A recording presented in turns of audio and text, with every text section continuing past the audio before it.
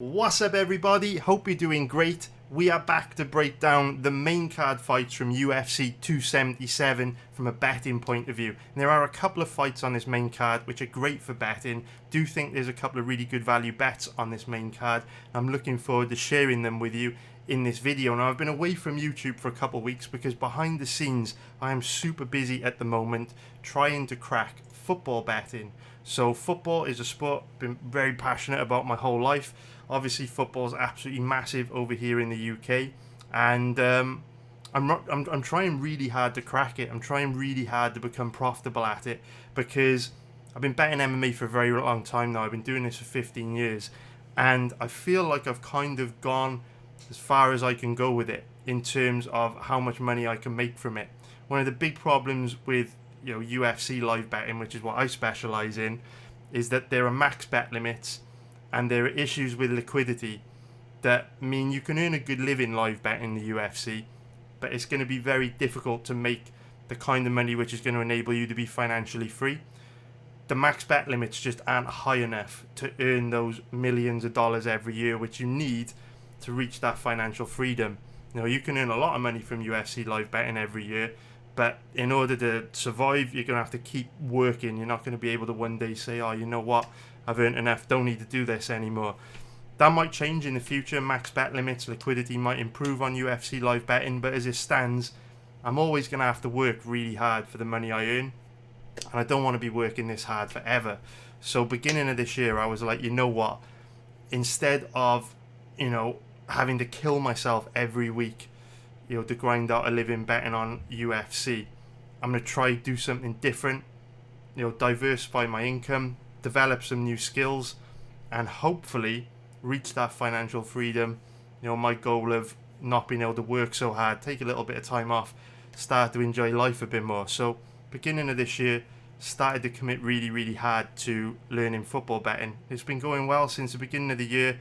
I'm up about 34 units, which is really good, because liquidity on football is bigger than any other sport in the world. You could make tens of millions of dollars a year betting football if you got good at it.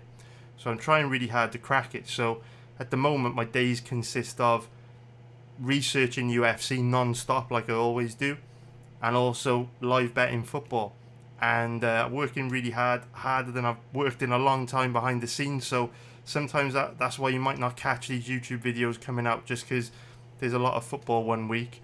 I'm going to be going hard on that, trying to nail that and do well. So it's been pretty cool, man. Like beginning of the year, I'm experimenting a lot. When I first started betting on MMA 15 years ago, you have to experiment a lot. Do a lot of trial and error.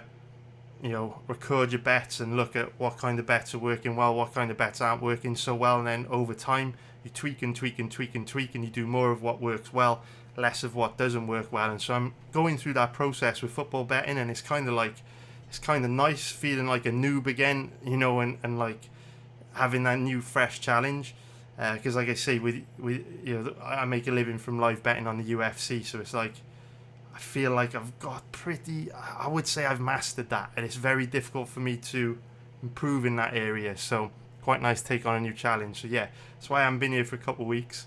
We're back now, and like I say, we've got a fantastic card to dig into, UFC 277.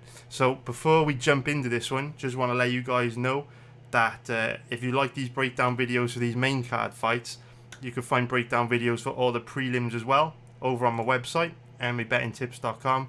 Got a really cool thing over there. I share all my bets on that site. I put out breakdown videos for every single UFC fight on every single UFC card. There's a VIP chat room in there where you can kind of talk to me on a daily basis, other members of the community. We share bets, talk about upcoming fights, different things. You might like it, so go check it out. There's a link for the website in the description below. If you like these breakdowns to the main card, you might want to catch the prelim breakdowns too, which are on the site. And yeah, just want to also let you guys know that, as always, it's really fucking hard to make money betting on anything, right? When you go on Twitter, I feel like it can always make people feel a little bit like insecure or a little bit down, because you go on, not just MMA Twitter, like any fucking sports Twitter, and it seems like everybody on there, you know, is a professional gambler. Everyone's making loads of money betting on sports. It seems like everyone in the world is profitable, right? We know that's not the case. Only a tiny percentage of people are profitable when it comes to betting on any sport. I mean, even if you can float around break even, I think that's a massive achievement. So just want to let you guys know, it's very, very difficult to make money betting on sports. So if you are going to bet the fights this weekend, remember to gamble responsibly. Do your own research. Research is the magic bullet to being profitable on MMA. Do a lot of research, and like I say, you might not crush it, you might not be crazy profitable, but at the very least, you're not going to lose like crazy amounts either. You'll probably do pretty well over the long term, just outworking everyone else and spend a lot of time on the research. So remember, gamble responsibly. This is very difficult. And like I say, this is not financial advice. I'm not telling you what to do. Having said that, been betting on MMA for 15 years. I make a living betting on MMA. I've spent many hours researching these fights that we're going to discuss in this video today. And so the information that I'm sharing with you today comes from a really good place, comes from a lot of experience, and whether I'm right or wrong, hopefully you'll be able to find this information useful, because it's coming from a good place, and I know a little bit about what I'm talking about, is what I'm trying to get at. So let's start off by talking about the main event this weekend, which is going to be Amanda Nunes against Juliana Pena, a rematch of the title fight that took place last December, in which Juliana Pena won, caused a big upset. Not many people were giving her a chance of beating Amanda Nunes, but here we are with the rematch. And the odds on this one are very interesting. We should always start off by taking a look at the odds, because remember, we're not trying to predict who's more likely to win when we're breaking down these fights from a betting point of view. We're just trying to establish which fighter gives you the better risk to reward ratio, judging by the odds. And I think we can all agree, even if you're the biggest Amanda Nunes fan in the world, even if you're Amanda Nunes' parents, you could probably agree that you'd have to be pretty crazy to bet her this weekend, because her current average odds of around 1.37 are minus 270, and they carry an implied probability of 73%. So what these odds are saying is, in order to find value on Amanda Nunes this weekend, you've got to give her a better than 73% chance of winning, which is kind of impossible to do when you consider 7 months ago she was beaten by Juliana Pena. So if you've got to give Nunes a better than 73% chance of winning this weekend to get any value in these odds, it's very difficult for you to justify doing that, since Pena's already kind of proven she can beat her. So for me, you can't consider betting Nunes this weekend. It just isn't smart. Pena, on the other hand, is a big underdog. So if you look at Pena's odds, she's around an average of 3.25, which is going to be plus 225 for an implied probability of 31%. And for me, for the reasons that we'll discuss in this breakdown, it's an absolute no-brainer to bet Pena this weekend. You know, at the end of the day, this isn't going to be an easy fight for Pena, and I don't know if she's going to win. But with her odds carrying an implied probability of 31%, and her already showing an ability to beat Nunes as recently as 7 months ago, like, how could you not bet Pena this weekend? Now, of course, both girls are going to have learned a lot from their first fight, and we're likely to see different approaches from both girls in this rematch, which we're going to discuss. And you know, their different approaches will certainly affect the probability that each of them has of winning. But I think when you look at how their first fight played out and you research this matchup, it's pretty obvious that Pena is a decent bet this weekend. Like I said, don't feel confident in her. At the end of the day, Nunes is very dangerous. She's one of the greatest female fighters of all time, and from a technical point of view, she is a lot better than Pena everywhere. But like I always say, there's a lot more that goes into deciding the outcome of an MMA fight other than just skills. And if making money betting on MMA was as simple as just identifying who was the more skilled fighter in a matchup, we'd all be millionaires, because it's very easy to establish who's the more skilled fighter. But we know that there's a lot more that goes into the outcome of a fight, and I feel Pena's got an abundance of all the other stuff that really matters in a matchup. So if we look at the tail of the tape, we can see that Nunes is 34 years old, 5'8", with a 69-inch reach, and Pena is 32 years old, 5'6", with a 69-inch reach. So it is not a massive difference in size here. Both girls are around about the same age. when we were initially researching this fight back in December, we talked about how Amanda Nunes' physicality, power and athleticism would likely have a big impact on the outcome of the fight. Obviously, size matters in MMA, and so does athleticism and physicality. But what I've found over the years is power, athleticism and physicality has a much bigger influence on women's MMA fights than it does men's MMA fights. And I don't know why this is. It's just an observation I've made.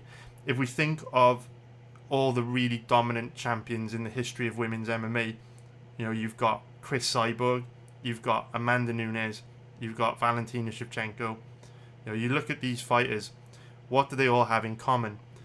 Well, they're all abnormally athletic and all abnormally powerful and physically imposing for the division.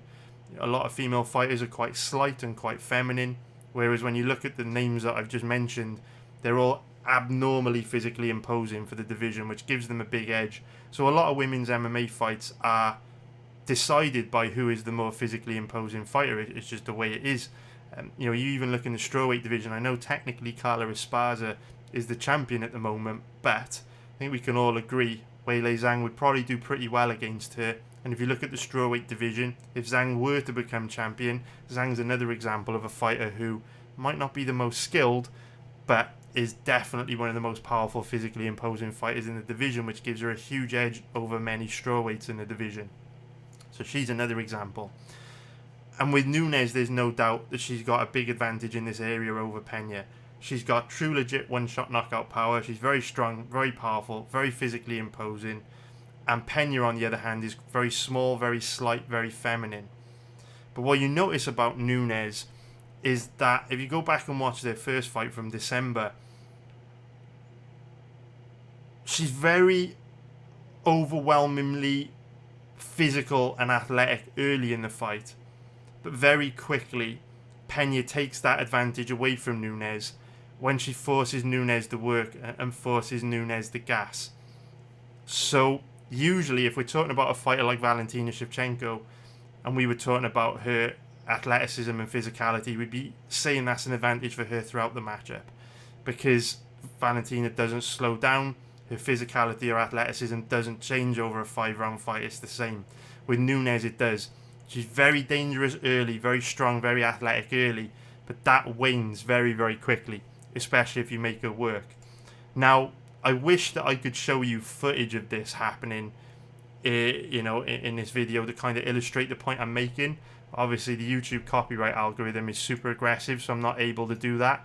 But if you are a member of my website, or if you're interested in becoming a member of my website, I have done a 40-minute breakdown on this Nunes versus Pena fight on my website, which was posted a few days ago, which shows footage of Nunes's past fight against Pena, which shows the point I'm trying to make, where Nunes will have a big advantage early, but I think very quickly that advantage will go away, especially if Pena can make Nunes work very hard. So obviously in the first fight we saw Nunes gas very, very quickly. We talk a lot about how Nunes is one of these fighters that has had a bad gas tank throughout her entire career, but very few opponents have been able to exploit that. So remember a few weeks back, or I definitely put a video out on YouTube where we were breaking down the fight between Taylor Santos and Valentina Shevchenko, and I was saying that if the fight were to go to the ground, I think Taylor Santos is probably going to have a pretty big advantage there, because throughout Shevchenko's career her ground games looked pretty bad. The problem is she hadn't faced many opponents that were at a level of grappling capable of exploiting that weakness. So for pretty much Shevchenko's entire UFC career, that weakness flew under the radar, and you only saw slight flashes of it, you know, throughout her career. And then she obviously fights Taylor Santos, who's a decent grappler. We see Shevchenko struggle on the ground. Same thing happened with Amanda Nunes. If you go back and watch her fights against Germaine de Randamie and her UFC fight against Shevchenko the first time they fought back in 2016, of course they rematched in 2017. But if you watch her fights against Shevchenko and de Randamie, you'll see that she gassed very, very bad in both of those matchups. The problem is, neither girl could make her pay for it. De Randamie kept giving up cheap takedowns, which enabled, you know, Nunes to get away with being really tired. And kind of the same thing happened in the first Shevchenko fight as well.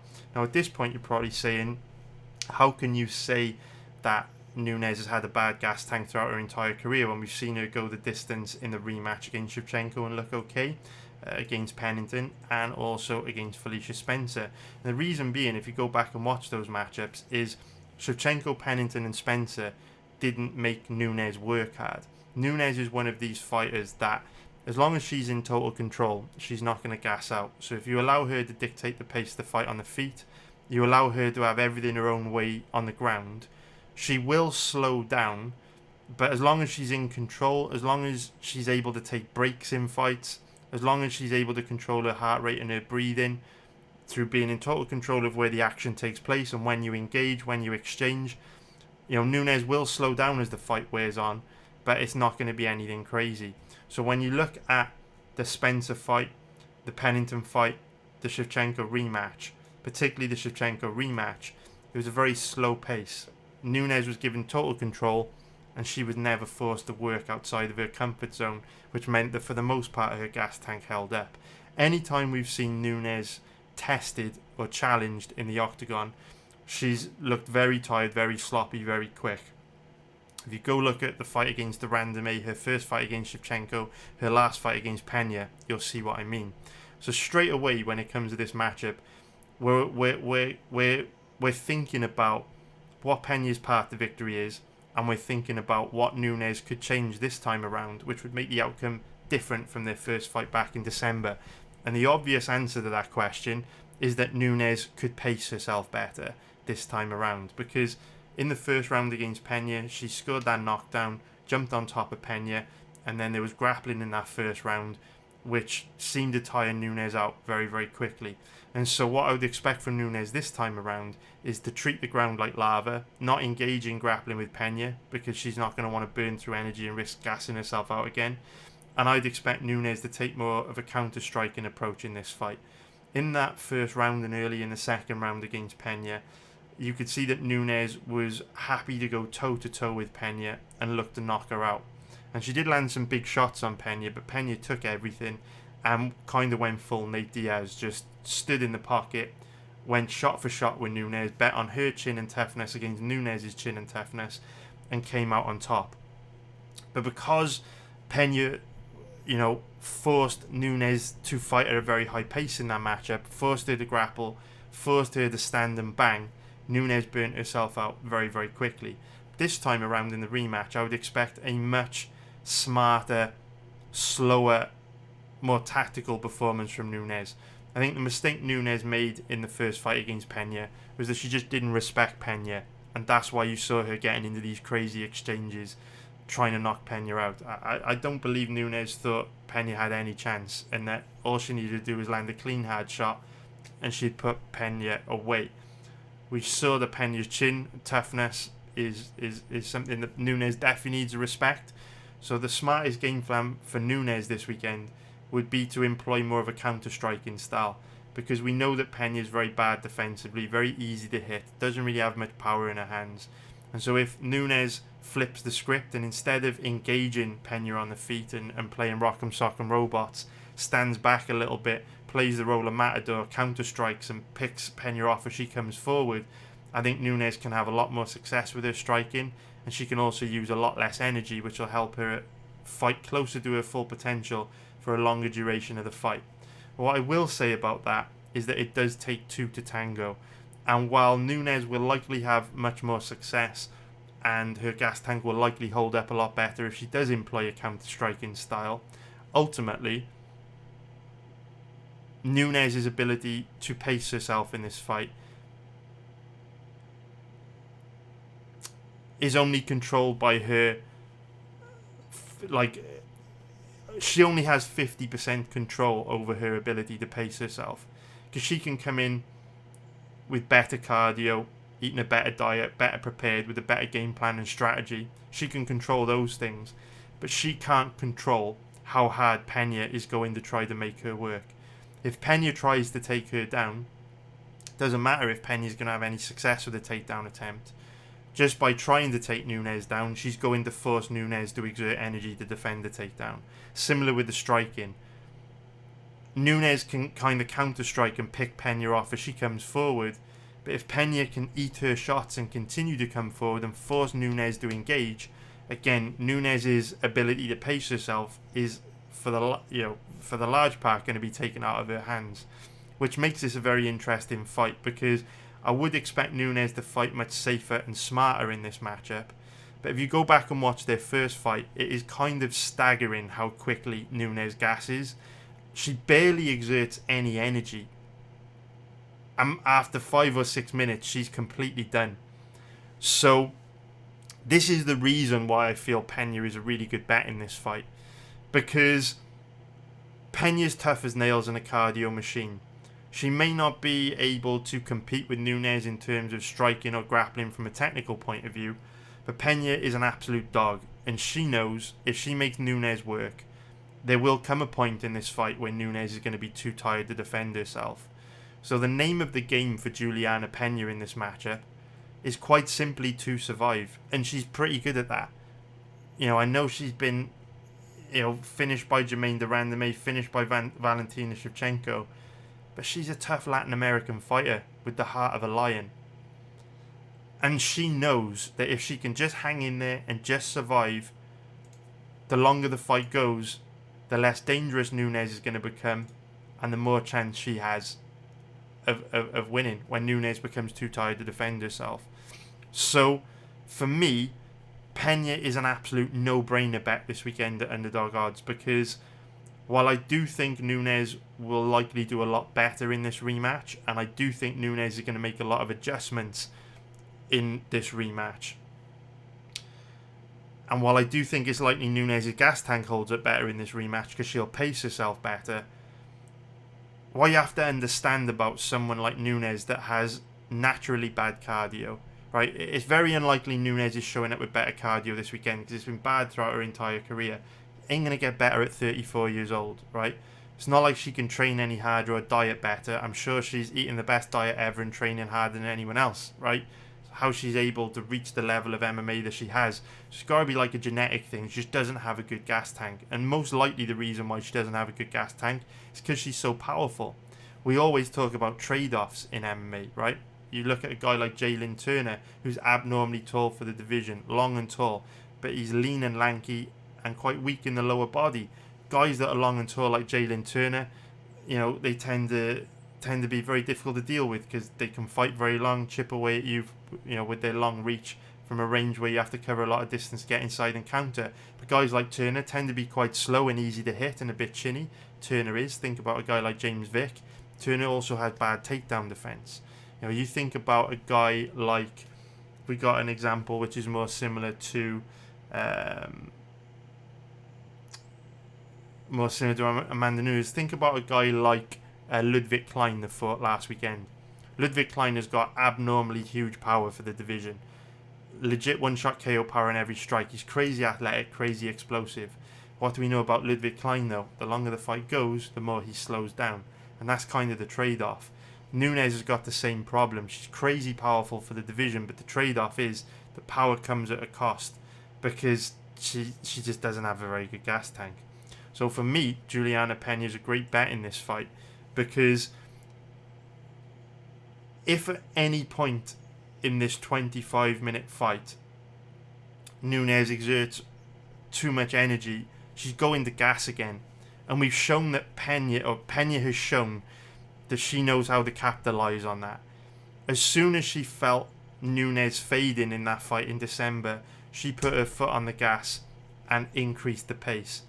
The difference in the past is, when Nunes has started to get tired in the past, her opponents have still showed her a lot of respect. They haven't really made her pay for it. They felt her power and they've kind of stood off her and given her that 20-30 seconds she needs to recover. As soon as Pena sensed Nunes was starting to slow down, she just picked the pace up and just drowned Nunes in pressure. And the thing about this matchup is, Nunes will be more dangerous this time around, because now she's going to be showing Pena more respect and making more of a conscious effort to pace herself better. But this is a 25-minute fight, and 25 minutes is a long time. Nunes is going to naturally slow down in that 25 minutes, and when that happens, Pena's going to be ready to capitalise. So as long as Pena can survive the first couple of rounds, I think she wins this fight. No doubt about it in the 3rd, 4th and 5th round. Just needs to avoid getting knocked out early. So at these odds, Pena's an absolute no-brainer bet for me. But let me know what you think in the comments below. If you'd be betting Pena this weekend, I think she's a very good bet, man. And I'll be betting her this weekend, so hopefully she comes through for me. So anyway, also, if you do like this video, please hit the like button below. I'd very much appreciate that. Subscribe if you haven't already. And now let's talk about the co-main event between Brandon Moreno and Kai Kara-France. So if we start off by taking a look at the odds on this one, we can see that Brandon Moreno is the favourite at average odds of about 1.48, which is going to be minus 208 for an implied probability of 68%. And if we take a look at the odds on Kai Kara-France, he is around an average of 2.85, which is going to be plus 185 for an implied probability of 35%. So Brandon Moreno is 28 years old, 5'7", with a 70-inch reach. Kai Kara-France, 29 years old, 5'4", with a 66.5-inch reach. So we can see that the only real notable X factors there is that Moreno is a little bit taller and a little bit longer than Kai Kara-France, which is quite notable in this fight because, of course, we saw them originally fight all the way back in 2019. And if you go back and watch that matchup, you can see that Moreno's length did give Kara-France a lot of problems. One of the biggest issues Kara-France had when he fought Moreno was that he was really struggling to get inside the reach and the length. Moreno was able to chip away at him and pepper him with long, rangy punches and long kicks from a range where Kara-France really couldn't counter. So the size, the reach advantage here for Moreno will give him a big edge over Kara-France. We've already kind of seen that play out the first time that they fought. If you go back and watch that fight, you can also see that it was very comfortable for Brandon Moreno. He completely dominated the matchup and Kara-France didn't have any success at all. And so when you look at how these two guys match up from a stylistic point of view, it's very difficult to see how Kai Kara-France is going to win this matchup. Because for me, this is one of those fights where Moreno has pretty much every single advantage that you could want in an MMA contest. He's got a better gas tank. He's got a better chin. He's a much better grappler, like not even close. And he's also a slightly better striker. So for me, when I look at Kara-France and Kara-France's path to victory, I don't really see a path to victory outside of something crazy happening, like a flash KO. Maybe Moreno gets disqualified. Maybe Moreno, underperforms, something like that. But if both these guys show up to their full potential, Moreno should be able to outstrike him, dominate him on the ground, avoid getting knocked out because of how great his chin is, and outwork him because his cardio is a lot better, and we know Kara-France slows down a bit as fights wear on. So for those reasons, even though Moreno is a big favourite this weekend, I'll still be betting Moreno. I would be very surprised if he were to lose this fight. It's a really good stylistic matchup for him, and it helps that we've obviously seen these guys fight before, and Moreno absolutely dominated. Now I know the fight was a long time ago, and Kara-France is likely to have improved a lot since 2019, but we know that Moreno's also improved a lot since 2019. Plus he's got 5-round experience. This is going to be Kara-France's first 5-round fight. In my opinion, when you look at all the advantages Moreno has in this matchup over Kara-France, Kara-France is kind of bringing a knife to a gunfight, where the only way he could win is by outstriking Moreno. But then that's kind of unlikely because Moreno's slightly better striker, better gas tank, so he can outwork Kara-France over the 5 rounds. Plus, if at any point Moreno were to get into trouble on the feet, Moreno should be able to go to his grappling, take Kara-France down and wear him out on the ground. It's a very, very difficult stylistic matchup for Kara-France. Now, even though I will be betting Moreno this weekend, and I would be very surprised if he lost, obviously every single bet and every single fight comes with risk factors. And to be honest with you, the only significant risk that I'm worried about with betting Moreno this weekend is his fight IQ. Because in his last fight against Davison Figueiredo, he showed a big lack of experience and a really big red flag in that his strategy and game plan for that matchup and his fight IQ during the fight was extremely bad. Brandon Moreno didn't lose that fight to Davison Figueiredo because he wasn't good enough to beat him. I think Brandon Moreno is better than Figueiredo everywhere. But Moreno lost that fight against Figueiredo because Figueiredo came into the fight with a better game plan and strategy. Remember early on when we were breaking down the Amanda Nunes versus Juliana Pena fight, we were saying that it's very easy to work out who is the more skilled fighter in an MMA contest. Research can help us do that very easily. But a lot more goes into deciding the outcome of these fights. And quite often, it's a fighter's fight IQ, game plan, and strategy which will determine the outcome of the matchup. And Moreno's last fight against Figueiredo was a great example of how important fight IQ, game planning, and strategy is, where Figueiredo came in with a really good game plan, and Moreno didn't. And that was the difference. What I saw from Figueiredo was a real conscious effort to pace himself better, to try and avoid grappling as much so he didn't burn himself out as much, and to kind of use Moreno's pressure against him a little bit, where he decided to counter-strike a little bit more rather than lead the dance. And it worked well for Figueiredo. He was able to do great work with the leg kicks. His cardio held up much better over the 5 rounds because he didn't go as hard and burn himself out early. And then on the flip side, we saw an awful game plan from Moreno where he kind of abandoned all the great stuff he'd done in the past that got him to the dance. We know Moreno has built a career from being a high-volume striker with a great gas tank that generally does a really good job of mixing up his striking and grappling. But there was none of that against Figueiredo. Instead of, Moreno sticking to his volume strikes, staying behind the leg kicks and the jabs that gave Figueiredo so much trouble in the 2 fights before that. Instead, what we saw from Moreno was an overconfident, overly aggressive, hot-headed fighter that fought emotionally.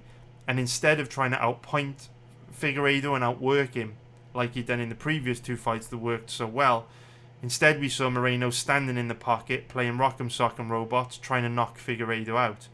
And as a result, he ends up losing a decision because his volume was much lower than usual. Chael Sonnen always says when you try and win a fight by knockout, you often end up losing a decision. And Moreno found that night because he was loading up on these big singular power shots. He was landing the odd one every once in a while, but for the most part missing. And because he didn't have the volume to back it up, Figgy outpointed him. So it was a real bad game plan, real bad strategy from Moreno. And I think he believed his own hype. I think his ego cost him that fight.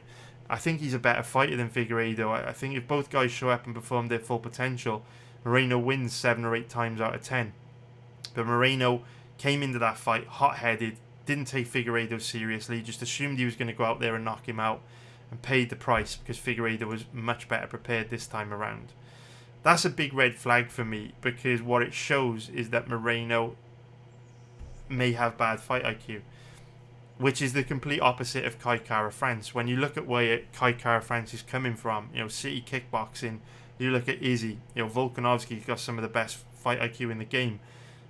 These guys are very smart, and they always come into fights with excellent game plans and strategies, specifically tailored towards neutralizing the threats that their opponents pose to them. And so, when I look at these two, Kara-France may not be as skilled as Moreno, but he's probably going to be a lot better prepared than Moreno. Moreno's going to be a difficult fight for him, but I think his coaches at City Kickboxing will give him the best possible chance of beating Moreno and working with the gifts that he's been given, because they will prepare him to the point where he's probably going to be at his absolute best. When I look at Moreno, he showed a lot of bad fight IQ in that last fight against Figueiredo, which was a big concern. And then after losing to Figueiredo, Moreno, for me personally, made a very bad career choice by moving to go and train with, if we scroll down, to go and move to Glory MMA and Fitness to train under James Krause. Now, I am not one of these fucking drama vultures that likes to call people out and criticize others. I hate all that. I think it's a really scummy aspect of the internet, and I don't like the drama. I don't like to call people out. Don't like to kind of fire shots at anyone. But ultimately, I make a living from betting on MMA, and it's my job to make the best decisions possible with the information I've got available. and try and observe and learn trends that I can profit from. And James Krause is a great guy. He's entertained me for so many years. I love watching him fight. And he's a smart guy. He's a good guy. He clearly cares a lot about his fighters. But what I have noticed with James Krause is that when fighters go to train under James Krause, they very rarely improve ever. If you look at fighters that have trained under him for a long time, like Megan Anderson as an example, Megan Anderson trained under James Krause for a really long time and never improved their takedown defense and ground game. I mean, maybe there were little improvements, but throughout Anderson's entire time training with James Krause, her takedown defense was bad and her ground game was very, very bad. You look at a guy like Grant Dawson, trained under James Krause for a really long period of time, and yet still can't throw a fucking punch. So James Krause obviously gets a lot of credit from UFC commentators and people within the MMA media, and he's a very well respected figure in MMA, which I completely understand. He's had a great career, and he's now a coach, and he's a young coach, right? He's a young guy. He's a young coach. He's about the same age as me, where young guys were still learning. It can't be easy transitioning from fighter to coach. What I have noticed is guys just don't improve when they go to train under him. And so it wasn't a good career move for me. I would have loved to have seen Moreno go somewhere like ATT or Sanford MMA. For him to go to Glory MMA and Fitness, a little bit disappointing. And look, James Krause, a young guy, in like 10, 15 years, he would probably be he'd probably be one of the best coaches in the world. But right now, I just don't see it. And another tiny little issue that I've got, it's not a tiny issue, actually it's quite a big issue, but another issue that I have with Glory MMA and Fitness and James Krause is that what I've noticed is pretty much every single fighter that comes out of this stable has bad fight IQ. It's just the way it is. Next time you're watching James Krause fighters, pay attention to their decision making and fight IQ, particularly on the ground. It's not good, man. And again, that's why I'm concerned by this move for Moreno, because he's got a great chin, he's got great cardio, he's got great striking, he's got great grappling. The only weakness we've observed in Moreno is potentially bad fight IQ, game planning and strategy based on his last fight against Figueiredo. And now he's moving to a gym which, in my opinion, breeds fighters with bad fight IQ, bad game planning and bad strategy. If we think about like different MMA gyms, lots of gyms have different characteristics in terms of, if you look at Nova União fighters, generally speaking, you'll never see a Nova União fighter with bad takedown defense. Pretty much all Nova União fighters have amazing takedown defense. They're almost impossible to take down. There will always be exceptions to the rule, but generally speaking, if a fighter comes out of Nova União, you can bet your bottom dollar they're going to have pretty decent takedown defense. You look at guys, train at Tiger Muay Thai as an example. Generally speaking, there will always be exceptions to the rule, but 9 times out of 10, if a guy is fighting in the UFC from Tiger Muay Thai, his striking is going to be absolutely elite. An unfortunate characteristic of Glory MMA and Fitness is that these guys do have pretty bad fight IQ, game plan and strategy, and that's just what, like, a trend that I've observed after watching this I watch hundreds, maybe even thousands of hours of MMA, probably not thousands, but I watch hundreds of hours of MMA every year. It's just a trend that I've noticed. So I don't like this move for Moreno, and that's another big concern for me this weekend. The only criticism I have of Moreno as a fighter is bad fight IQ, bad game planning, bad strategy, and now he's potentially moved to a gym which will not help him improve that. So, sucks. That is a bit of a red flag this weekend, a bit of a concern. I will still be betting him because of his massive advantages over Cara France, but that's definitely a bit of a weakness there, which isn't ideal, because so many fights are decided by fight IQ, game plan and strategy, and I think that's probably an area where the city kickboxing guys excel. So let me know what you think of that breakdown. Let me know what you think. Leave a comment below. Let me know if you'll be betting this fight. But anyway, now let's move on to the next fight that I want to talk about. in this video, which is going to be Derek Lewis and Sergey Pavlovich. So if we start off by taking a look at the odds on this one, we can see that the odds have declined a lot on Pavlovich this week, which is a little bit confusing to me for reasons I'll describe in this breakdown. But he is currently the favourite at average odds of around 1.77, which is going to be minus 130 for an implied probability of 57%. If we take a look at the odds on Derek Lewis, he's around an average of 2.10, which is going to be plus 210 for an implied probability. Plus 110 for an implied probability of 48%. So Derek Lewis is 37 years old, 6'3" with a 79-inch reach, and Pavlovich, 30 years old, 6'3" with an 84-inch reach. So we've got a couple of X factors for us to dig into here. The first one is their age. So for 30 years old, Pavlovich is an absolute baby for a heavyweight. We know that heavyweights tend to peak later in their careers. So 30 years old, Pavlovich is very, very, very young for a heavyweight, and as a result, he should be making big improvements from fight to fight. Derek Lewis at 37 years old is in that tail end of his career, but 37 years old isn't crazy old for a heavyweight. Heavyweights, like I say, tend to peak a little bit later on. But my concern with Derek Lewis is that his body is quite beat up in terms of we do see him suffer injuries quite frequently in the octagon these days. He's got dodgy knees, a bad back, and over the last few years we've obviously seen him get injured in his fight against Cyril Gane, his fight against Junior Dos Santos, and also his fight against Mark Hunt. So always a bit of a concern when you're betting on a guy like Derek Lewis, because he is prone to getting injured in fights, whereas Pavlovich is a young, hungry bull, big, scary Russian beast, fresher, hungrier, and his body is in a much healthier position. Because even though Derek Lewis isn't crazy old for a heavyweight, he has had a lot of fights. You can see, he's had 35 pro fights, and the thing with Lewis is those 35 pro fights have been consistently against the best heavyweights in the world. Lewis has been at the top of the division for a very, very long time now. He's been in a lot of wars, he's spent a lot of time in the octagon, he's taken a lot of damage, he's suffered a lot of injuries, and all that is going to put wear and tear on the body, and it's going to accelerate the rate at which he slows down and declines.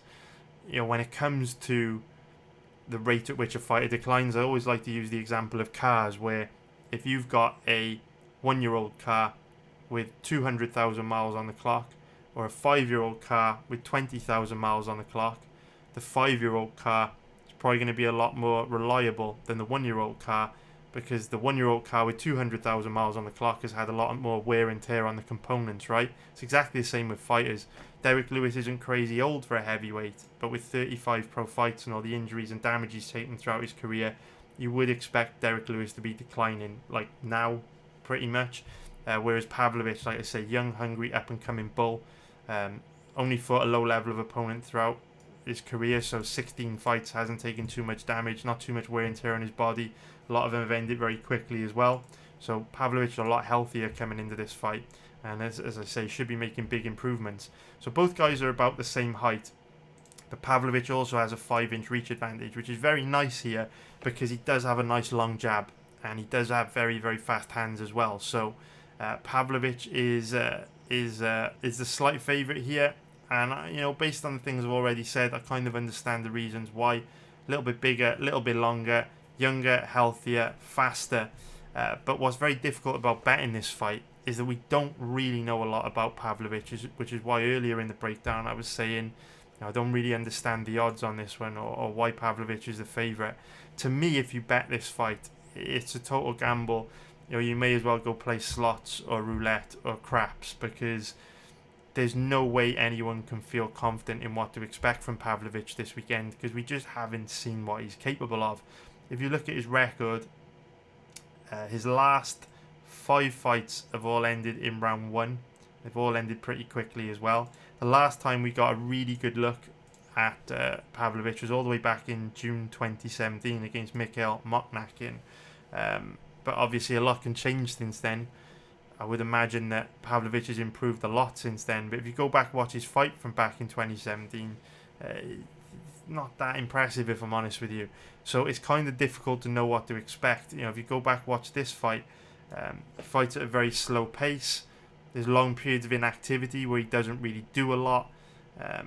Very passive, very tentative, doesn't really do a very good job of putting his stamp on rounds, just looks very average to me.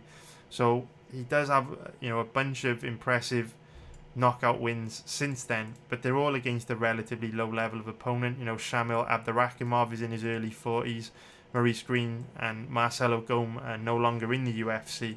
Of course, Marcelo Gome fought on Bellator recently and didn't look good. Kirill Silnikov, don't know a lot about this guy, but again, he's faced a pretty low level of opponent. So for me, this is an impossible fight to bet because we don't know anything about Pavlovich's gas tank, don't know anything about his chin, don't know anything about his grappling. We don't know tons about his striking other than he's big and scary and hits hard, but then so does Derek Lewis. So to bet this fight is really risky to me, and it is not a fight I'm interested in betting.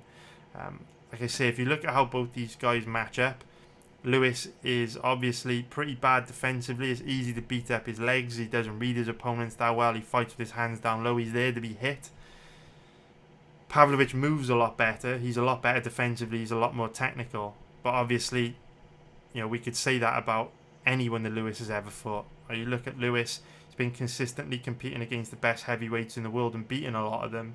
And pretty much everyone that he's ever fought in the UFC has been more technical than him. Pretty much everyone has been a better striker and a better grappler than him. But his power is a great equaliser. I suppose the only other thing to consider in this matchup is that it is taking place in Derek Lewis's home state of Texas. And while home advantage would usually be an advantage, it's why it's called home advantage, I'm not too sure if it will be with Derek Lewis, because Lewis has spoken a lot about the pressure of competing in his home state and having family and friends wanting to go to the arena to watch him fight, how that puts more pressure on him and does impact his performance. And as a result, fighting in Texas, I'm not sure if that's going to be a good thing for Lewis or if the pressure is really going to affect him this weekend. But just something else for us to consider. So I won't be betting this fight this weekend. I think it's a very difficult fight for betting. And as a result, I am going to be giving this one a pass. But good luck if you decide to bet it. I see a lot of people betting... I do see a lot of people betting Pavlovich this weekend. If you're one of them, please leave a comment and let me know why, because it doesn't really make much sense to me, if I'm honest. Next, let's break down the fight between Alexandre Pantoja and Alex Perez. So if we start off by taking a look at the odds on this one, we can see that Pantoja is the slight favourite, average odds of about 1.57, which is going to be minus 175 for an implied probability of 64%. If we take a look at the odds on Pantoja, we just checked the odds on. Let's look at the odds on Perez. He's going to be about an average of 2.55, which is going to be plus 155 for an implied probability of 39%. So Pantoja is 32 years old, 5'5" with a 68-inch reach, and Perez is 30 years old, 5'6" with a 65.5-inch reach. So both guys roughly about the same age, roughly about the same size. Bit of a reach advantage for Pantoja. Nothing hugely major though, and possibly offset by Perez being a little bit taller. So virtually identical when it comes to size. Let's talk about how these two guys match up from a stylistic point of view. So I really feel that this fight is going to come down to Pantoja's gas tank. We know that he slows down a lot as fights wear on, whereas Perez has got a very good gas tank and he can fight at a very high pace for 3 rounds, no problem. Pantoja is one of these guys that is tough, he's scrappy, but he does become sloppier and less effective as the fight wears on. It's like I say, he slows down a lot as the fight wears on. Now stylistically, it is quite a good fight for Perez, because on the feet, Pantoja doesn't really have any notable advantage here. Perez is one of these guys that's got really nice kicks, really big hammering leg and body kicks, which can accelerate the rate at which Pantoja slows down. And while Pantoja is dangerous on the feet, he's a decent boxer. Perez is better defensively, he's got better movement, really good technique. And with Perez having a good gas tank that enables him to fight at his full potential for 15 minutes, whereas Pantoja tends to get sloppier and slows down as the fight wears on.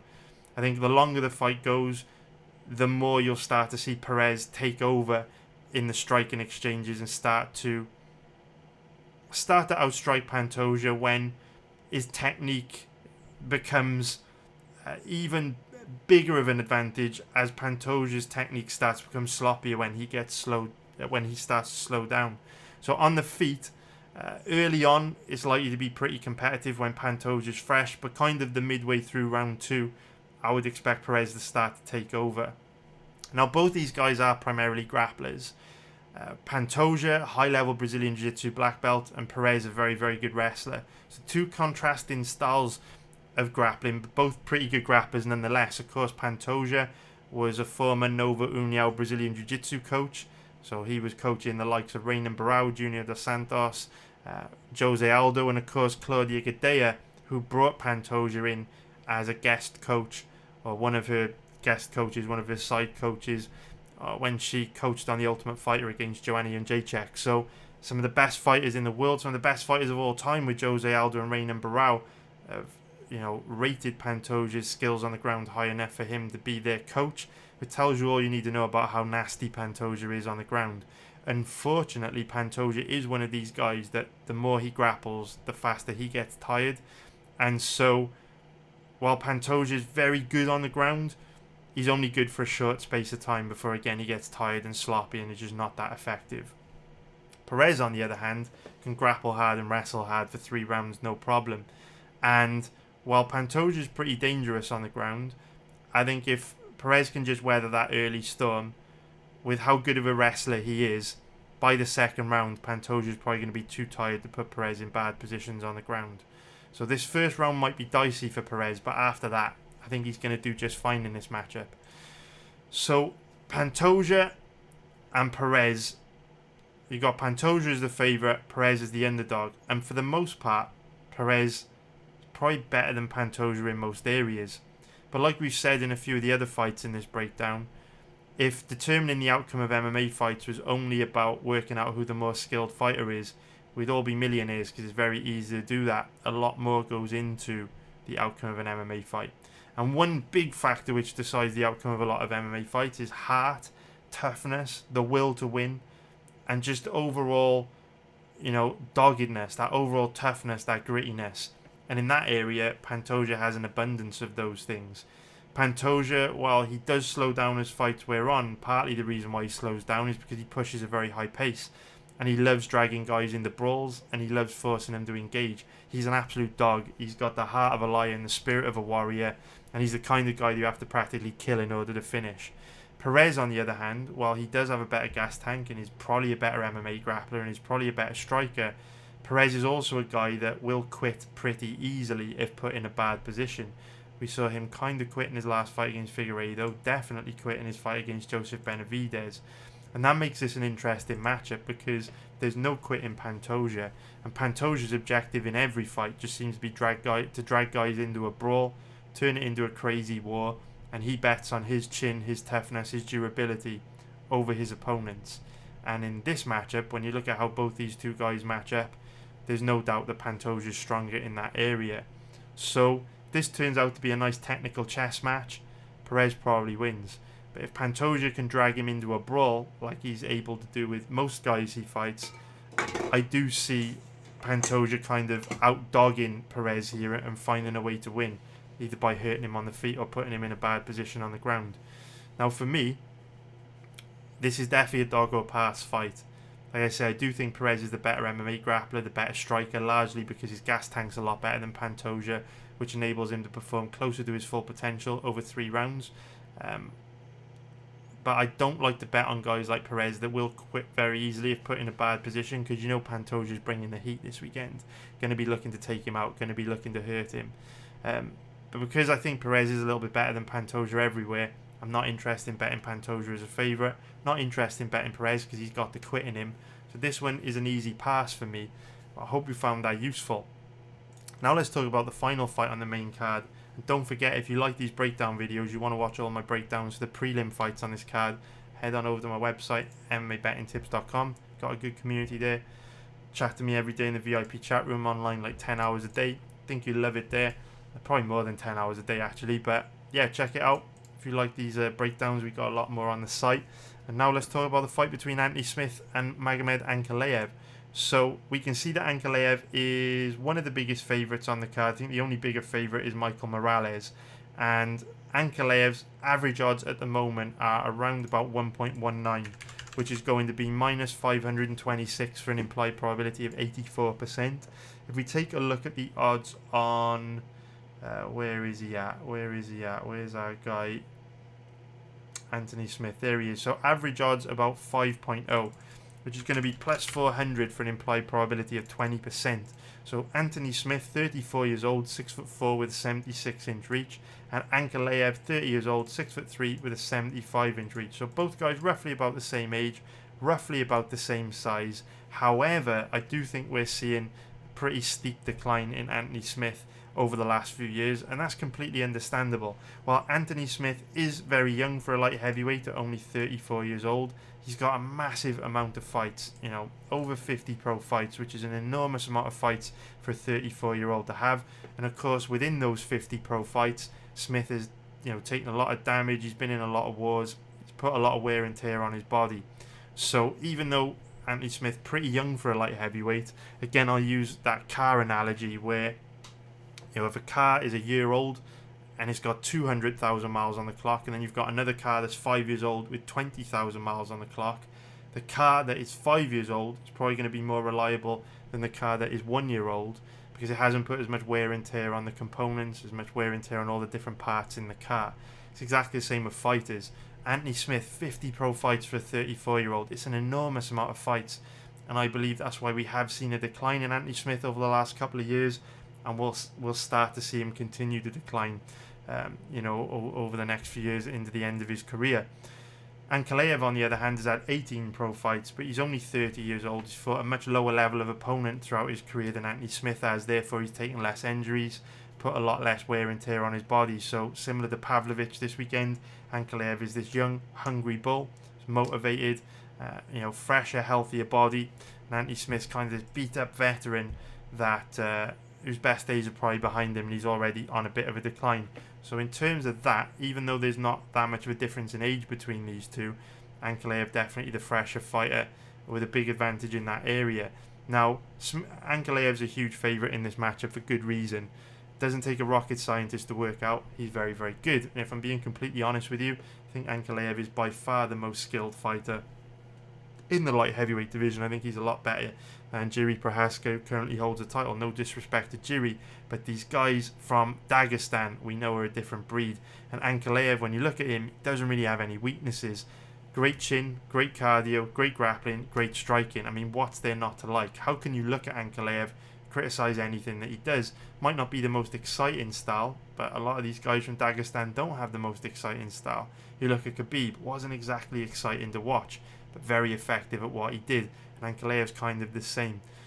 So when I look at how these two guys match up from a stylistic point of view, Ankalaev should be able to dominate this fight wherever it takes place. If the fight stays standing, Ankalaev's faster than Smith, a lot better defensively, just moves better, has a lot more power in his hands, better combos. We know Smith is quite slow, quite easy to hit on the feet, fights with his hands down low, and Ankalaev's got a big advantage on the feet, there's no doubt about it. But Ankalaev's biggest advantage over Smith is obviously going to be on the ground. We know that Ankalaev is a very strong grappler, good offensive wrestler, good grappling control, heavy top game. And this has been an area of weakness for Smith throughout his entire career. We know Smith has very bad takedown defense, very weak off his back, very low level ground game. You know, you just go back and watch his fight against Glover. Glover took him down easily, absolutely smashed him on the ground. And at this stage in their careers, Ankalaev's a far more effective grappler than Glover is. And so this is a very easy fight for Ankalaev. Should be able to do whatever he wants to Smith. Should be able to dominate this one.